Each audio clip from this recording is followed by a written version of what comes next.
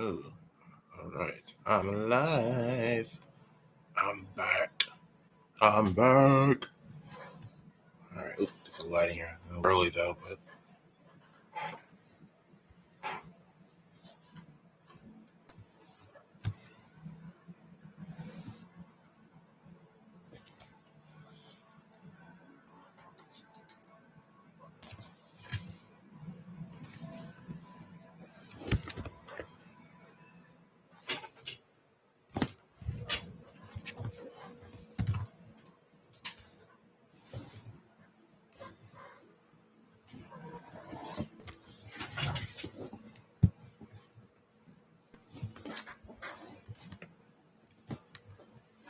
oh, all right. All right. Not the best looking, but hey, I'll take it. All right. All right. A little earlier to we're back. So excited to be back on this August 21st. Yes, August 21st, 2020. Ready for another watch event. Like I said, I'm doing this for me. I don't think anyone else is watching right now. Didn't really publicize it, but I'm here. And if anyone's watching, welcome. Yeah, decided to do another watch live event. Let's see here. Tron Legacy. Excited. Yeah, I'm a little early. I think it says 6:15, but I'm going to start early. Why not? I'm excited. I'm excited to dive back into this film. This film came out 10 years old. It'll be 10 years in December, which is, holy crap, amazing, And what a film this was. I was really excited. I remember seeing the trailer for the first time. Oh, it was like a teaser. It was a teaser years ago. I want to say 2007 or 8, maybe. And all these really cool lights and light cycles. I know there were light cycles at the time. It looked amazing. And then Tron. Yeah, it was by Disney. Oh, Disney doing the action film. Cool. And it wasn't aware of the first film, Tron. But it was amazing and really cool. And the trailer looked amazing. And I recognized one actor, Garrett Hedlund, who was in Aragon. He played, oh my goodness, the name escapes me. He played one character in, I'm going to research it right now. Hope this sounds good. Yeah, my fan is on.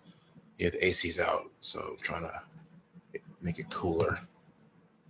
It's not too loud. I'll check it out in a minute. Let's see. Garrett Hedlund was in Aragon, and the movie character he played was Murtaugh. Yes. They read the books. Murtaugh, what an interesting character. Interesting character. He goes through a lot. I won't spoil it, but the movie's not bad. Aragon wasn't a bad movie. I think it was rushed, very, very, very, very rushed. But Christopher Paolini wrote an amazing epic. I mean, in a way, there's some parallels to Star Wars. A lot. It's a great book. Very Lord of the Rings-esque, Star Wars. It's so good. But yeah, Garrett Hedlund, man, I was really, cool, Garrett Hedlund. His character really impressed me in the movie. And I was, cool, I read the books, Aragon. Of course, I was so excited to see Garrett do this movie, especially up-and-coming actors, that time. Because, at that time for Garrett, he had done Four Brothers, which is really good. He was in Troy, Friday Night Lights. So he did a couple of things. And this is sort of, in a way, his break. Then he did a country movie, Country Strong. And he's a fantastic actor. So many movies after that. Mudbound, Billy Lynn's Long Halftime Walk, Llewyn Davis, Unbroken. I mean, fantastic actor. So it was always really cool seeing people just break out like that. Of course, Jeff Bridges. I mean, at the time, Jeff Bridges, I seen him do Iron Man. I hadn't seen what was the movie he did? Won Oscar for. It escapes me. Oh my gosh.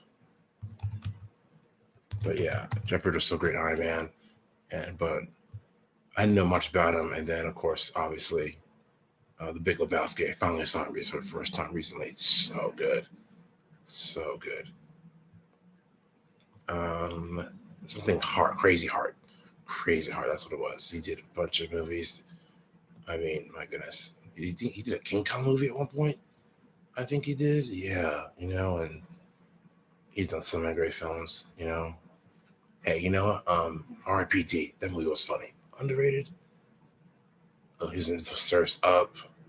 I mean, Men If There It Goes, True Grit, The Giver, Hell High Water, Kingsman. Yeah, just fantastic.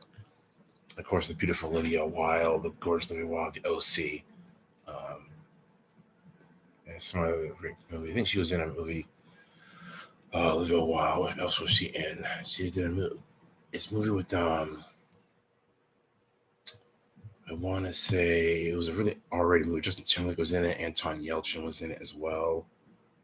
Let's see. Oh, she's beautiful, beautiful, beautiful, beautiful. Sorry. Yes, Olivia Wilde's beautiful. I mean, that is true. Cowboys and Aliens, Alpha Dog. That's what it was. I mean, yeah, she crushes it. She's fantastic. Oh yeah, so anyone joining in, if there's anyone watching, 10th anniversary Tron Legacy live event. We're watching Tron Legacy. I'm gonna do some commentary, talk about the film, my thoughts on it.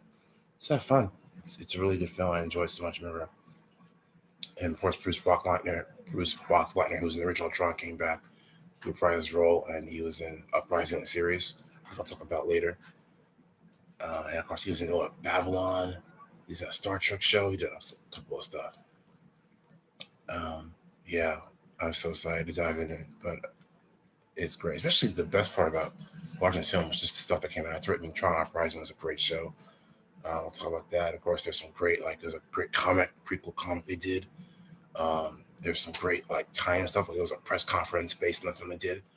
A couple of interviews based on the film, like interviews where the characters from the film talk about the events. It's really, really cool. There's a cool live party event for the movie, which was pretty good. I love this. That was just really cool. This building that world. Of course, that short film. I put off watching that short film sequel for a long time, and I finally watched it. And I clicked on a link. I thought it was fake, and then I got around to watching it. It was the real thing. I thought, oh wow! So it was beautiful to watch. But I'll discuss it during the movie. But yeah, it's a beautiful film. Made some great money. I think made about 400 million worldwide, which at the time is great. This is before when the MCU blew up, and then after the MCU blew up, I'm sure most people thought that the box office is sort of minimal compared to other, which is whatever. But I think they try to get a sequel off the ground for years, never happened, and they might, which I'll get into that later. But anyway, I guess we'll get started. 8 minutes in, so I'm watching Tron Legacy, the sequel to Tron, 2010, and real quick, one of my favorite moments from this one girl. I was working at Disney back in the day. And this girl her name was Amber. She wore this backpack with a light disc. That was so cool. And we talked about Tron. She was so cool. And I hadn't seen Tron yet. I think it's probably 2012. This is the thing. Yeah, 2012. I saw Tron and E.T. for the first time that year, which is amazing. We talked about movies, and she was so nice. I thought, what? I'm going to watch Tron. I saw the original. It was awesome. Really, really good. It was just an interesting story. And I remember years before I met this girl, randomly after work. I was scrolling the TV guide, and the info on Tron was on the TV guide list. I read the info. Oh yeah, video game superstar has to survive. Use his knowledge of video games to survive a video game. Oh, I thought, oh, that's cool. I was paraphrasing, of course, but that's kind of cool. Remind me of Inkheart, where Inkheart, written by Cornelia Funke, off topic, where a girl who has extensive knowledge of books has to survive in a book, and of course things don't go well as planned. And that's this idea of at the time when you know something, really imagine knowing medieval times, but actually living it. Knowing is one thing, living it is another thing. Reminds me of another film, Timeline, which is an excellent film where people have an extensive knowledge of the medieval times and they actually go to medieval times, and it's way more dangerous than they imagined. But yeah, all right. So I'm gonna stop talking. I want to just jump right in. All right, so I'm on the menu screen right now. I have the DVD version, so I'm gonna, I guess, just get started, and press play in. Ready? Well, no one's watching, so I'm sure someone will be eventually. Okay, in five, four, three, two, one, and play. Okay, nope, cut. Okay, don't do it. Don't do it. Stop. Okay, it didn't work. Let's try again. Okay. Five, four, three, two, one, play. Nope, that didn't work. Okay, you know what? All right, that was horrible. Okay. You know what? All right, if you're on if the movie's about to start, hold off on it. This is going terribly. This is going great. By the way, it's going so well. Oh, I'm not good at this. Oh, well. All right. So, all right, I'm going to wait. Right now, I just press play and waiting. It's going through the logos and disclaimers and all that stuff. FBI warnings, anti-piracy warning. Yeah. So, here we go. All right.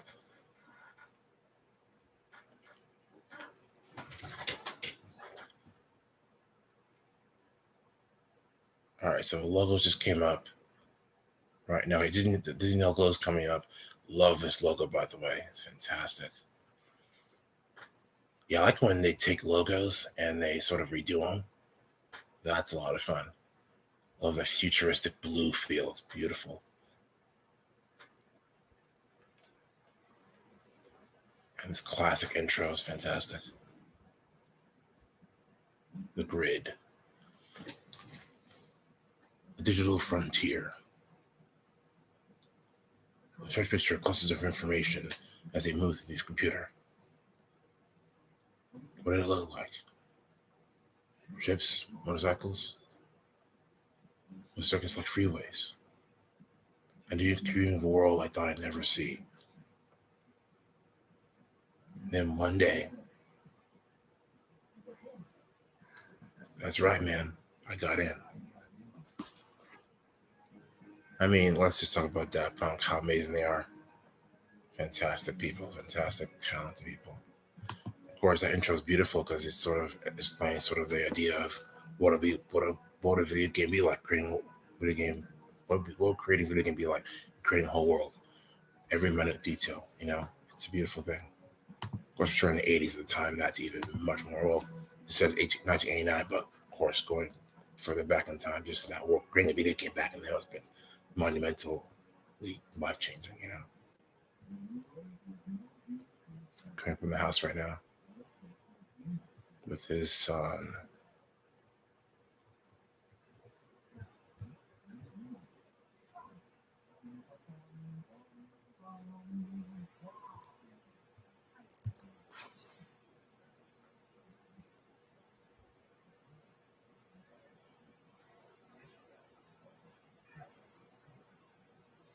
Yeah, it was really great though. Is that I had not at the time I hadn't seen the first film yet, so it was kind of cool them displaying this whole world, and it's enough where they pay homage to the original.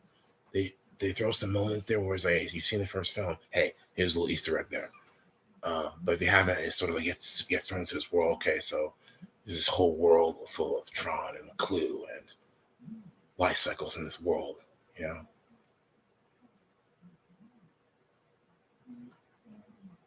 Oh, you missed the point. They explain what Clue really stands for. It's an acronym.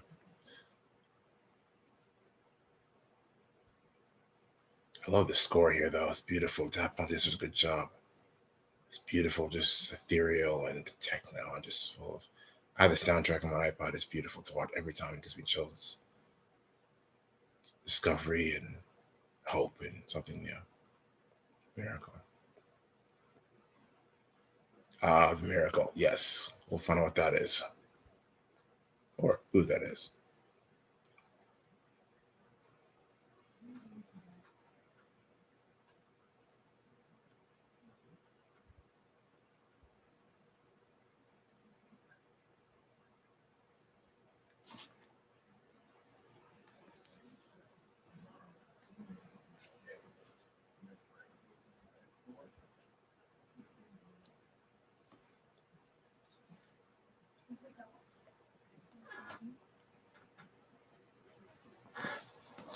Oh, it was in the same team. I love that.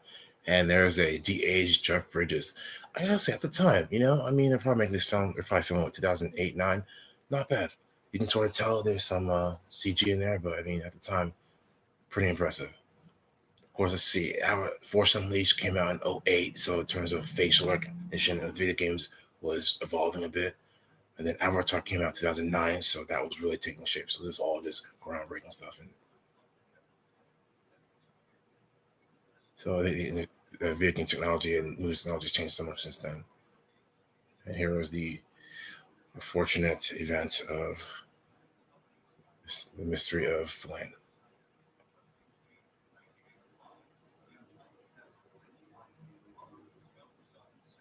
Yeah, there's a comic called Tron Betrayal. His mom's a sweetheart. Oh my goodness. Yeah. It's Kevin Flynn's wife, Sam Flynn's mom. She's awesome. She's an awesome person. You don't see much of her, but she's she's a good human being. Alan Bradley, yeah. What a guy. God bless him. Whatever. He's a really cool dude.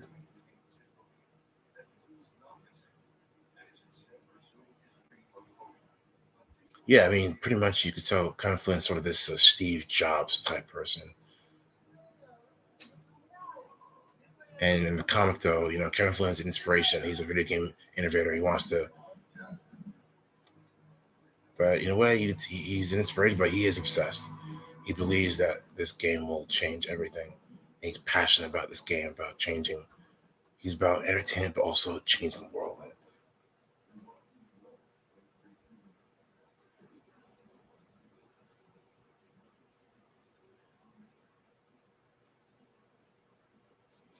Oh, I think this is another nerd moment, but I think the guy who played his grandparents, I recognize one of the actors.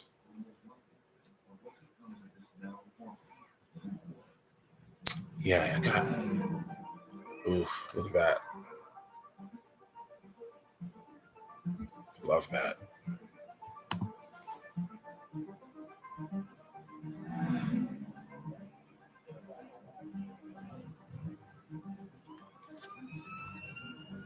A little high there. Don't want to get flagged. Yeah, I love his intro to Ladder Music. Of course, that's wonderful score by Daft Punk. I won't keep singing Daft Punk's praises, let's be honest. But you can tell that Sam, when you get to know Sam, you can tell that his life was not easy. Not having his mom in his life and his dad loving his dad so much and then wondering where he went off to. Did my dad just die? Did my dad leave me? Did he not care? And you can tell that Alan Bradley, I think, did the best he could be a surrogate father. And you'll see sort of the type of person Alan Bradley is and the relationship, even though there's a lot of care. Also, it's like just sort of, hey, man, you're great, love you, man, but I got to do my own thing. But he is his father's son. That is true.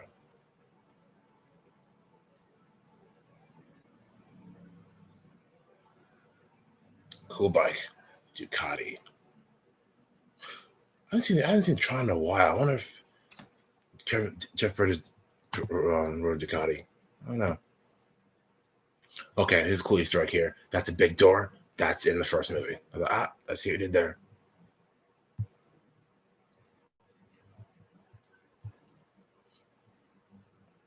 Okay, so here's a really cool Easter egg. There was a Collider event, and they were interviewing Joseph Kosinski, who did a fantastic job. I'll talk about him in a bit about you're talking about Tron, and they mentioned that this whole scene sequence, there was another character.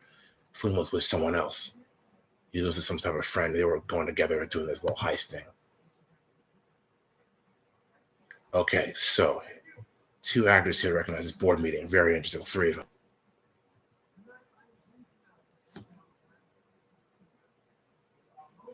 Okay, so the Mackie guy is played by. Gonna pull up the cast list here.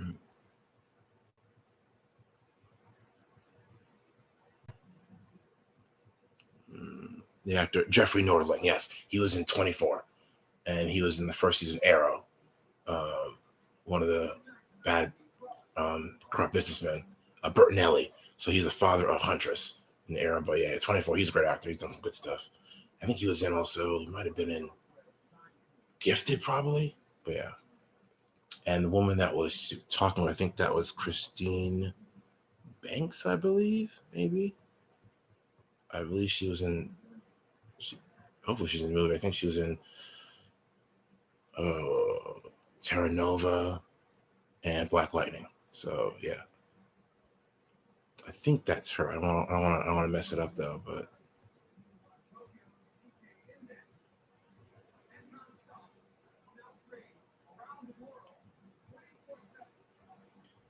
Yeah, so obviously Mackey's sort of yeah, man, make money. Let's make money. Let's be the best. And you can tell that Alan Brown is like, yeah, so what's this really all about? And he's like, yeah. You can tell that, yeah, you're a great CEO, aren't you, buddy? You know? Oh, making waves.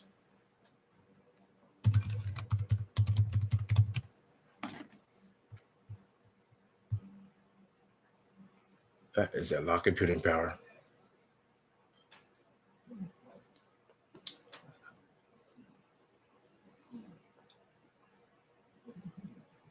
Go Alan Bradley. That's why that tells you everything you know about Alan Bradley. Everything you need to know about him.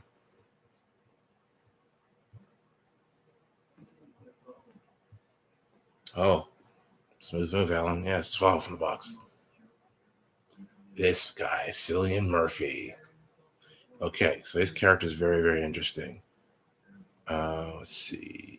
Okay, so she was in Tron Legacy. Christine Adams, Claire Atkinson. Yeah, she's the assistant to Mackie. Yeah. So that's pretty cool.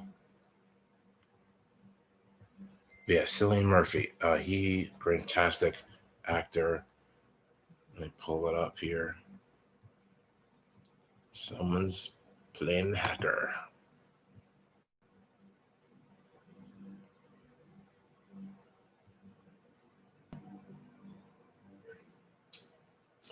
Sorry, security guy. He gone.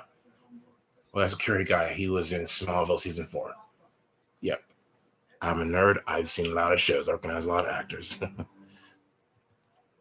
Aw, cute dog. Looks like you want to be free. Which is, I think that's what, which I think that's what his father would wanted. Flynn wanted to share his love with technology and creations with the world for free instead of charging X amount of dollars for it. So I think that's very cool.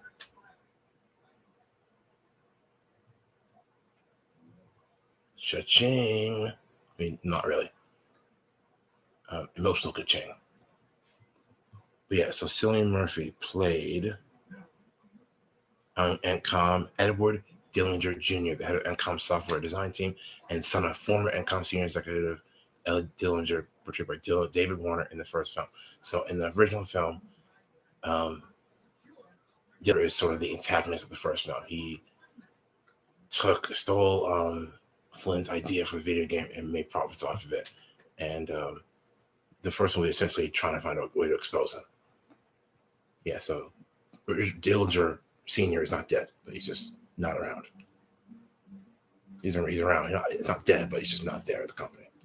And the fact that his son working at a company means I wonder what's his role? Is he just a little employee? And there's a moment where he says, "Hey, don't worry, the games are free. It's fine. Don't worry about it.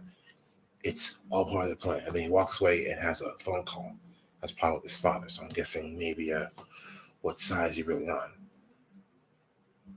And I'll mention him later, though. Let's say there's more to him than meets the eye.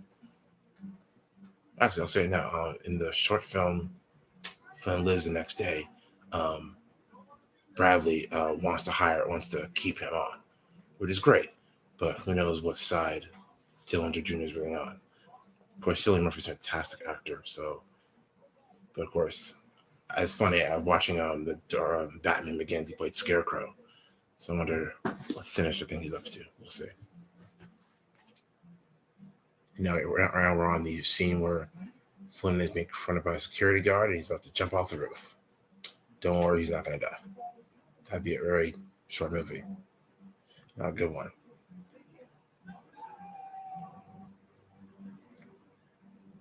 It's kind of cool learning about business 101, shareholders and stuff like that. It's always nice. Yeah. A little Shark technology. I want to shout out Cinemoins. They did an excellent YouTube video. They do a good job. He does a good job explaining this video and just showing his love for this film and the world. It's really cool. I'll never stop seeing the praise of that guy. He's an amazing YouTuber. Such an inspiration. So check it out. Taxi ride.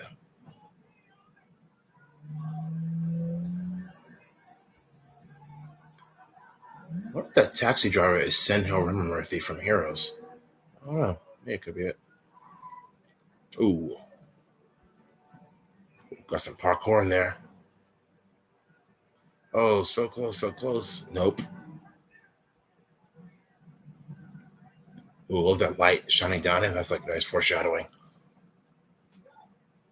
from the grid. Oh, if it's your first time watching the Tron Legacy, welcome. Welcome. This is cool. Hope I didn't spoil too much of it. I hope I didn't. But your first time, welcome. Watching the Tron Legacy 10th anniversary event. And yeah, welcome. Yeah, it's a great film. I think you'll like it. Watching along. I think right now I'm at the Flynn's right of his apartment. That's the sick apartment.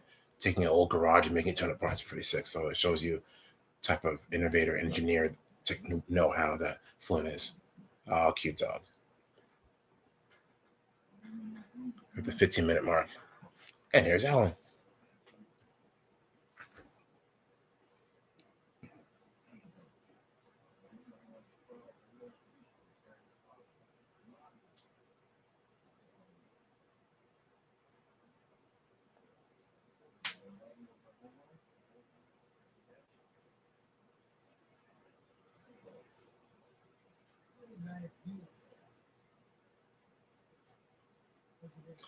Nice view of meaning is the building, probably. Ooh, scars.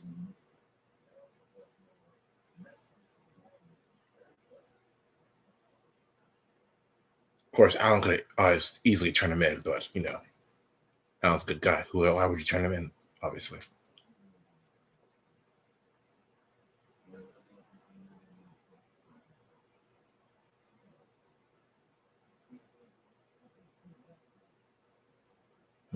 Ouch.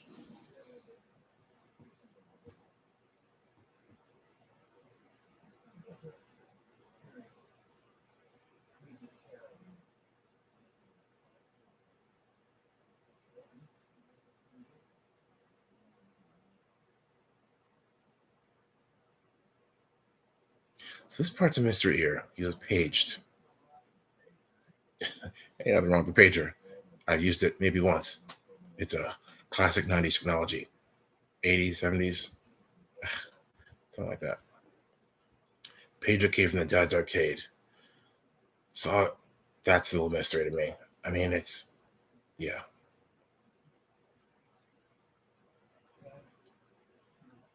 I mean, yeah.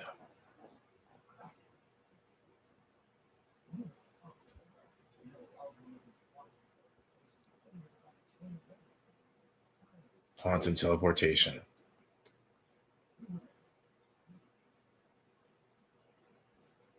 Yeah, they talk about in the movie though, but there's a graphic novel called Betrayal, which takes place after the movie and before the first movie and before the second movie, and discusses sort of life for Flynn and what happened.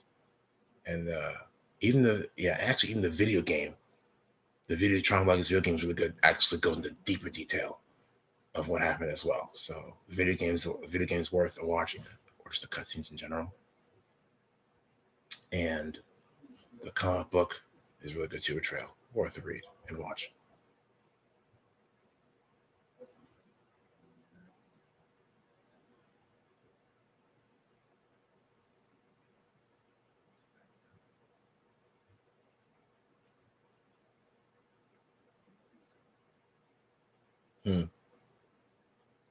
Lost track of time.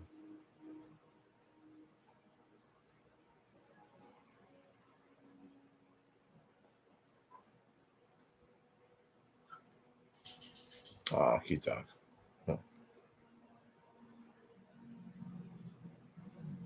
And this is from the first movie, Flynn's Arcade. Nice little Easter egg. Looks like it's an abandoned part of town that's been desolate for years.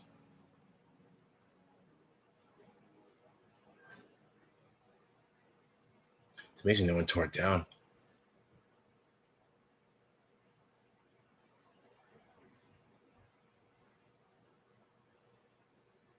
Definitely a window to the past.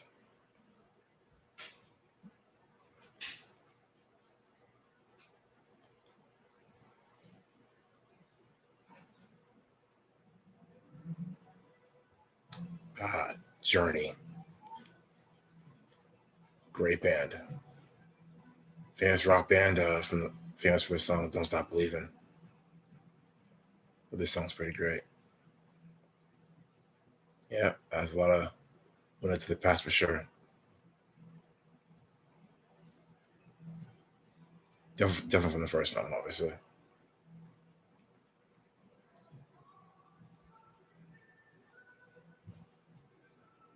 Yeah, I'm set up really weird. Oh well.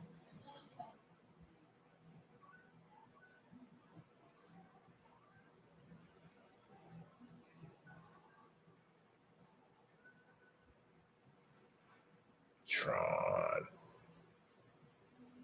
I think they actually had this game at Disney, well, downtown Disney at the time. Um, Disney Quest, a very famous arcade adventure place there, which unfortunately closed down. But yeah, this game, I wasn't good at it. That should have been an easy game. Oh wait, oh no, I don't think it was the Tron. That no, it was Wreck-It Ralph. Sorry, original Wreck-It Ralph game. Never mind. I wasn't good at that game. Yeah, not the best of games, but I tried. Clever, Sam. The secret door. I don't think this is in the first one. No, this must have been after and finding a way to get. I mean, it's a good hiding place. Yeah. Glad no one else found it because that would not be good. Good timing.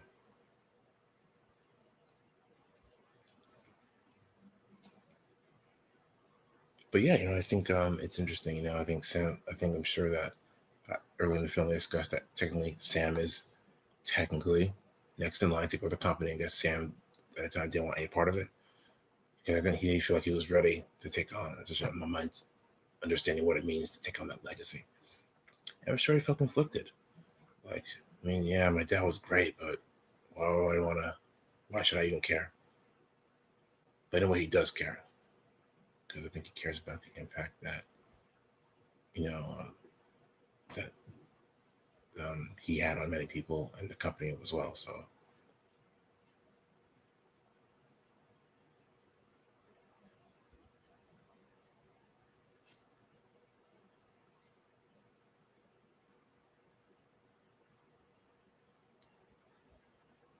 but yeah, I think that's the case. It felt sort of trepidatious about it, and ooh, computer stuff, code.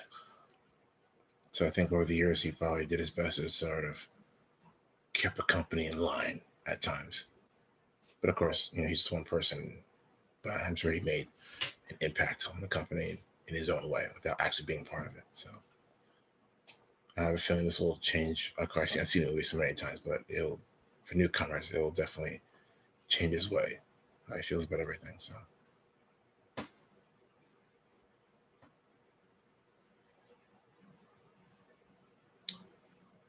Now, if you've seen the Tron Legacy trailer, you probably know he's playing with something he shouldn't be playing around with. There's a giant laser in the background. And he's going to get sucked into the game right about now.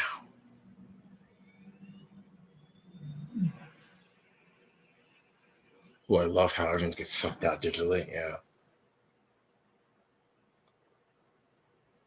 It's funny. When he runs away, my first thought would be to try to get back in from here, but obviously nothing's there.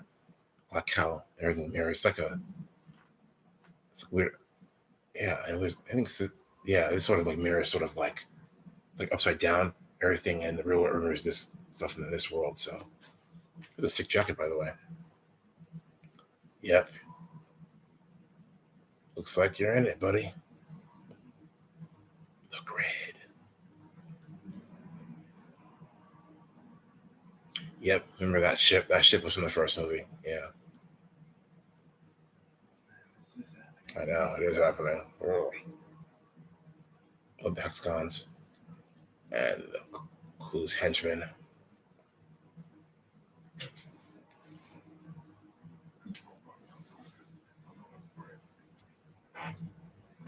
Yeah, so disc. Every life form in this game has to have a disc. That's sort of your identity. Basically, your ID, your social security number in a way, holds your life signs, your identity, your DNA, your memories. Yeah, it's who you are. It's also a weapon as well. So I could be wrong though, but actually, shout out to the creator Steven Leisberger. I think someone else. Yeah, Steven Leisberger and Bonnie McBird, who created this whole world. Yeah, Tron didn't do that well at the box office though, but it eventually came a cult classic to many people. So it was really cool. Yeah, it's a couple of interviews on the guy. Really fascinating person. Really cool. I'm glad that he was involved in this new movie. So that's cool.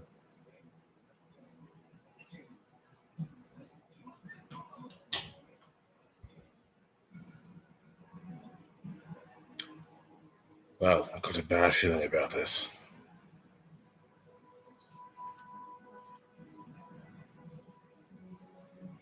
Daft Punk. Daft Punk. Always win.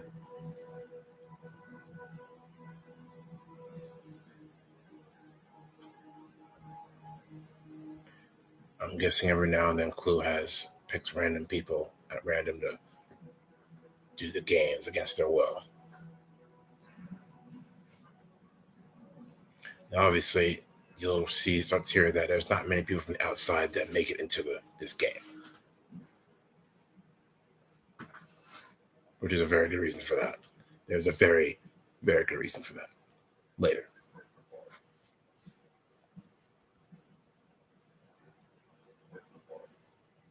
Rectifies probably means he's absolved.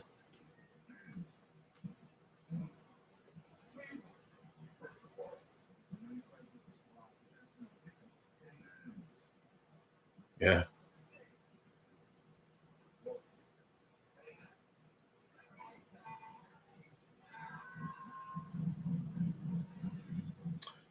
Wow.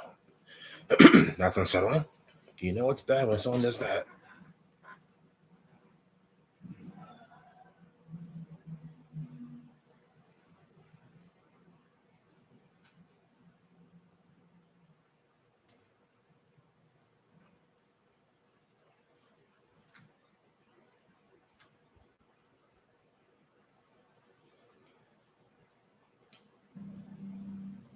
Well, hello there. Hello, ladies.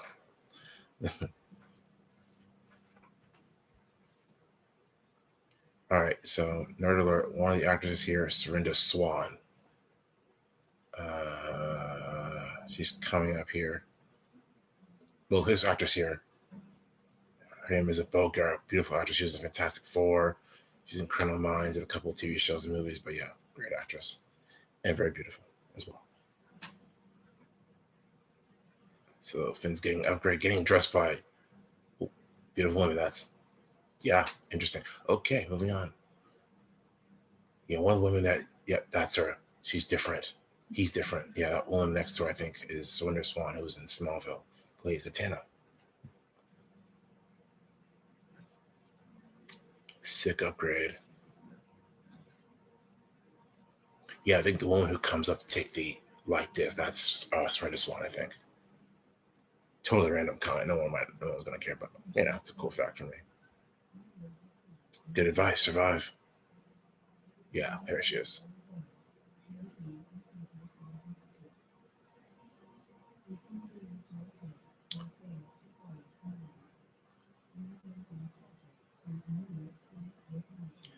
De-resolution, de-res.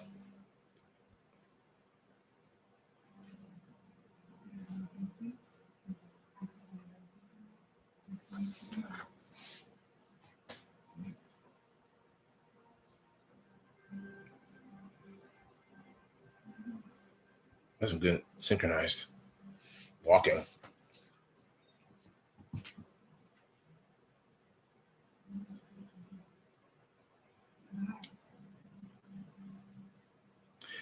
Joseph Kaczynski, this guy's an amazing director. He has a background in architecture, and behind the scenes really delve into the world and just building that up.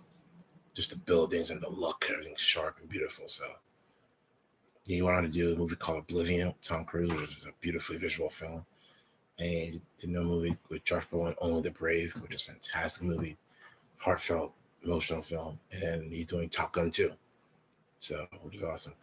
I would hope he would do the sequel for Tron Legacy, but I think according to reports, he's not going to be part of it, which is a bummer. Probably because of Top Gun, I think, too. My hope is that I would like to see Garrett come back, Bruce, Olivia, and hopefully Jeff. I hope so. I know Jared Leto is going to be aboard, which is cool, but I hate for them not to acknowledge this film in the past one because, yeah, it'd be a bummer. Jared Leto's great, but it's like there's something special about Garrett, and Olivia, Bruce. Just start keeping that going. Yeah, some of these, just keep the story going. Don't reboot. I don't think you have to reboot. I don't think you need to reboot Tron Legacy. No, because Tron Uprising was so good. That TV show was amazing, which is a great TV show. That takes place between the first and second movie, and it's all in that world. Flynn is referenced, Tron's in it, but yeah, good TV show worth a watch. Starring Frodo, voice of Frodo, Elijah Wood. So.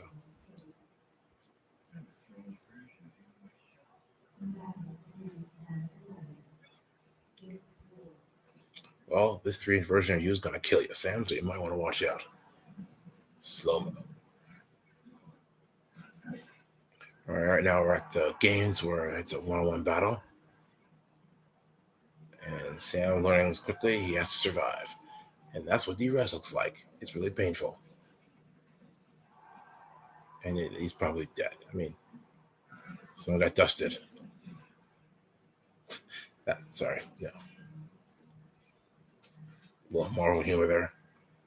Okay, that's not really humor. It's still sad when I say dusted, but cool news. I mean, if you're good at Frisbee, you rule at this game.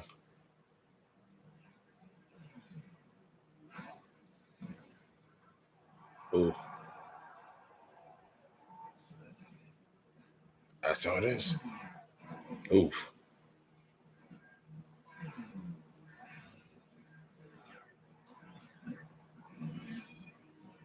Oh, it's cool. Ooh, nice move. If I'm correct, he probably took his enemy's attack and used it against him.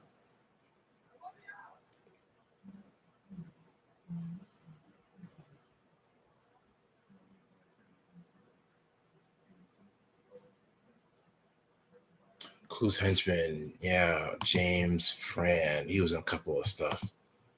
Trying to think, he was probably in 24, I think. Oh, he plays Jarvis. Huh, how fitting. Yeah, James Fran. Oh, Star Trek Discovery. As Sarek. Oh, that's Spock's dad, I think. That's cool. And Gotham, Orphan Black. Nice. British actors for the win. Ooh, nice move. Look at that. He learning. Go Flynn. He's trying to escape, and it's not going to work, but it's a good effort.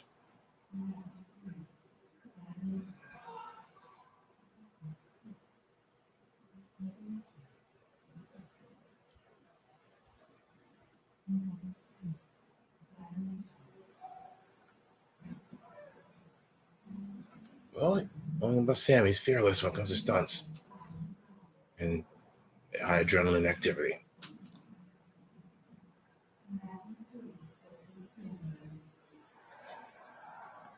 Rinsler. Who is this guy, I wonder? One of Clue's henchmen, but also somebody else.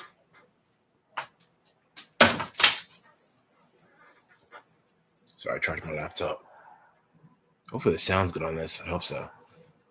Yeah, I was doing Airbender. I was hoping the same thing would be good. It looks like the sound worked in Airbender when I finished it, so hopefully it works. Now, Rizzler is, let's just say, boss level. Awesome and scary. I was at a convention and someone had the Tron outfit. It was good. And freakishly enough, when I took the picture, there was a flash on it, and all the reflective panels on his suit glow white. So that was pretty cool. It wasn't intentional.